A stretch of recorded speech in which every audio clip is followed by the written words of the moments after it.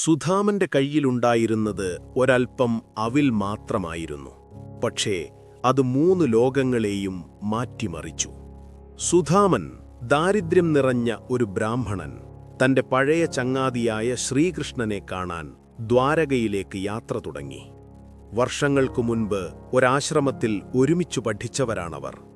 കാലം ഒരുപാട് മാറ്റിമറിച്ചു. കൃഷ്ണൻ ദ്വാരകയുടെ രാജാവായി വളർന്നു. സുധാമൻ ദാരിദ്ര്യത്തിൽ തന്നെ ജീവിച്ചു. സുധാമന്റെ ഭാര്യ നിർബന്ധിച്ചിട്ടാണ് എന്തെങ്കിലും സഹായം കിട്ടിയാലോ എന്നു കരുതി ശ്രീകൃഷ്ണനെ കാണാൻ പുറപ്പെട്ടത്. പോകാൻ നേരം ഭാര്യ കൊടുത്തയക്കാൻ വേണ്ടി കയ്യിൽ കൊടുത്തയച്ചതാണ് ആ തുച്ഛമായ അവിൽ. കൊട്ടാരത്തിലെത്തിയ സുധാമനെ കൃഷ്ണൻ ആദരപൂർവം സ്വീകരിച്ചു. സുധാമൻ വന്ന കാര്യവും കയ്യിലുള്ള അവിലിന്റെ കാര്യവും മറന്നുപോയിരുന്നു. പക്ഷേ കൃഷ്ണൻ അത് ശ്രദ്ധിച്ചു.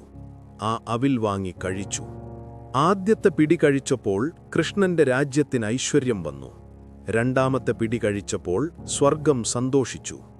മൂന്നാമത്തെ പിടി കഴിക്കാൻ തുടങ്ങിയതും രുക്മിണി തടഞ്ഞു. മൂന്നാമത്തെ പിടികൂടി കഴിച്ചാൽ തന്റെ ശക്തിയില്ലാതാകുമെന്ന് രുക്മിണി ഭയപ്പെട്ടു. സുധാമൻ അവിടെ നിന്നും തിരികെ തന്റെ വീട്ടിലേക്ക് യാത്രയായി.